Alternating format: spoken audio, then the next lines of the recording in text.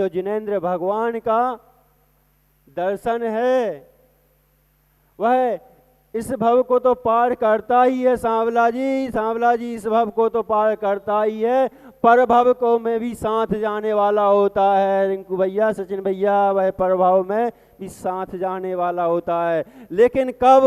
जब आप कसायों को छोड़ करके उनकी भक्ति करोगे। अंदर आह्लाद आना चाहिए अपने अंदर। हम तो सबसे पहले मंदिर पहुंचते हैं तो क्या बन जाते हैं? कर्ता बुद्धि धारण कर लेते हैं। कोई भी पदधारी, सांवला जी, प्रदीप जी, अगर आपने कोई पद धारण कर लिया है तो आपको प्रभु नहीं दिखेंगे, कभी दिखने वाले होते ही नहीं हैं। क्योंकि आपके अंदर सबसे पहले कर्ता बुद्धि बैठी हुई होती है। सबसे पहले जाते हैं तो जाकर देखते हैं मंदिर में झाड़ू लगी के नहीं। सचिन भैया, सबसे पहले जाकर के क्या देखते हो? झाड़ू लगी के नहीं। अरे इधर द्रव कहां पर रखी है? फिर शुरू हो जाते हैं माली पे बरसना। आप भगवान के दर्शन करने गए थे, प्रभु के दर्शन निहारने गए थे, अपनी आत्मा में बैठने गए थे कि पर को निहारने गए थे। अरे इसने प्रक्षाल किया है, इसने मार्जन नहीं किया। अरे तुम तुम्हारी भक्ति में लीन हो, दूसरे की भक्ति में क्यों जा रहे हो? दूसरों की ओर क्या देख रहे हो? क्या कर रहे हो? प्रक्षाल उसने किया है, मार्जन वो करे या ना करे, तुम तो तुम्हारा काम करो। तुम्हारे अंदर जो भक्ति उमड़ रही है उस भक्ति में रमण कर लो। अगर तुमने उस भक्ति में रमण किया है तभी आपकी सच्ची भक्ति है, सच्चे आप गए हो और कर्मों का नाश करोगे। जो अघातिया कर्म बैठे हैं उनका नाश करोगे, अन्यथा तो ऐसा होगा तुम मंदिर तो गए, कहाँ गए थे? कहाँ गए थे? कहीं नहीं। क्या लाए? बहुत कुछ लाए, बहुत कुछ लाए, उल्टा लाद करके ले आए। ऐसा पाप को गठरी और भर करके लाए थे। आप तो पाप का क्षय करने, प्रभु की मुद्रा को देख करके पापों का क्षय करने गए थे और वहां पर से और गठरी भर कर ले आए। कहां से लाए? हमने प्रभु की शांति धारा वह कर रहा था, उसको बताया ऐसा नहीं करना चाहिए। अरे यह तरीका नहीं था कि तूने ऐसा कर दिया, तेरे को शर्म नहीं आती? अरे भैया, आप इतना अच्छे से बोल सकते थे। वही पानी जब नीम में जाता है तो कड़वा हो जाता है, वही पानी वही जल जब गन्ने में जाता है तो मीठा हो जाता है, और वही पानी जब आम के पेड़ में जाता है तो वही आम का पेड़, आम के फल मीठे मीठे पकने पर मीठे मीठे फल दिया करता है। ऐसे ही हमारा भी अगर आपने बोला है तो आप उसको इस तरीके से नहीं बोलकर इस तरीके से ही बोलते। भैया, आपने अभिषेक तो कर लिया लेकिन मार्जन नहीं किया, वह जल की बूंदें रह जाएंगी, उनके जल के बूंदों से जीव इकट्ठे हो जाएंगे, जीव आ जाएंगे, बाकी आपका विषय है। इतना भी तो बोल सकते हैं। और आप तो ऐसे बन के बैठ जाते हैं जैसे कि त्रिखंडाधिपति रावण तुम ही हो। त्रिखंडापति जीत करके आपने वहां पर कब्जा कर लिया और सबको बताने का ठेका ले लिया है।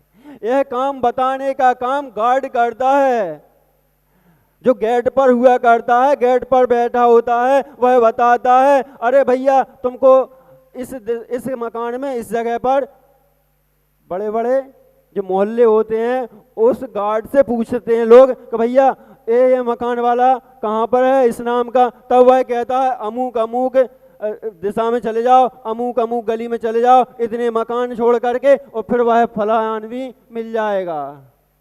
आप तो प्रभु की भक्ति करने गए थे, अभिषेक करने गए थे कि गार्ड बन के गए थे?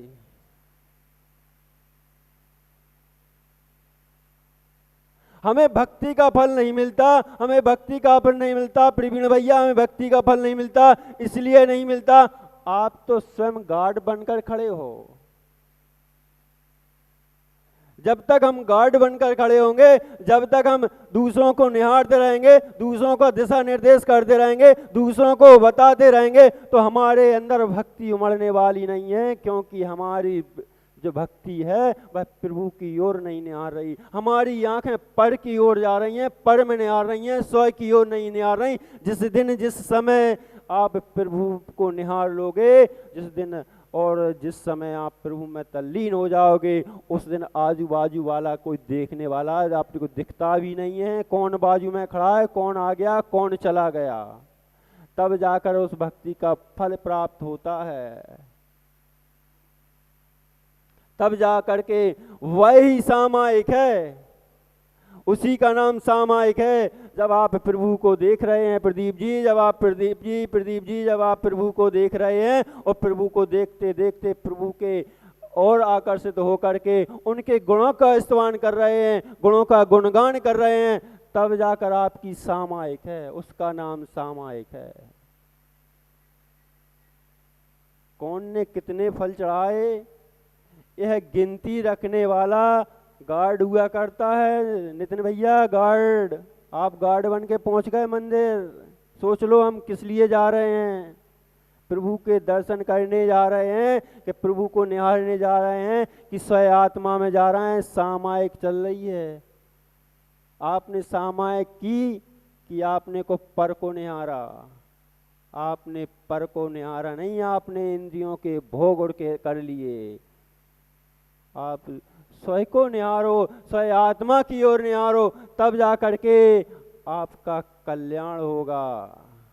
यहाँ पर तो कितनी अच्छी बात कह दी, अनादि निधन मंत्र को दे दिया है, और हम उस अनादि निधन मंत्र में भी कह देते हैं अरिहंतों को नमस्कार है, कर ले रहे हैं।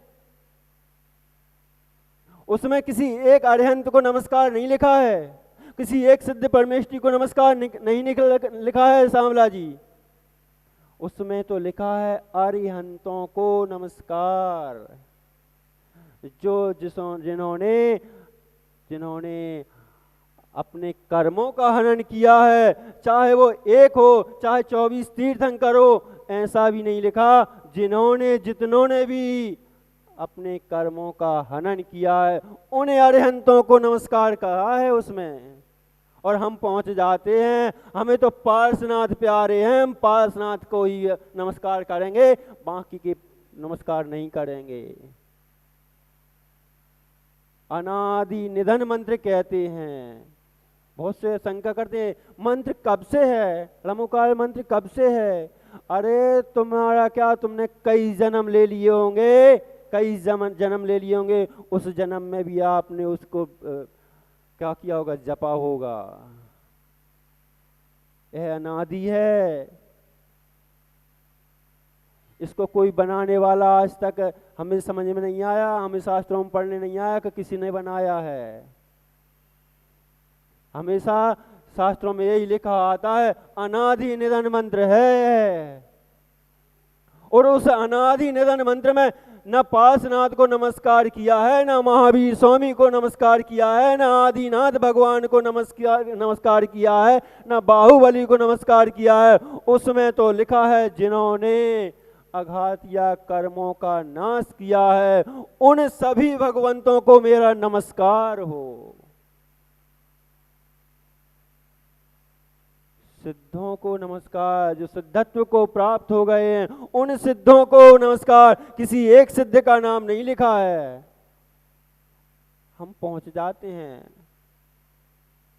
हम तो मात्र बाहुबली को नमस्कार करेंगे, वही सिद्ध हैं और अन्य सिद्ध नहीं हैं। यह आपके स्वयं की राग प्रवृत्ति चल रही है, कसायों की प्रवृत्ति चल रही है। और जब तक आप कसाय से भरे हैं, कसायों से भरे हैं, तब तक आप पुण्य का अर्जन कभी नहीं कर सकते।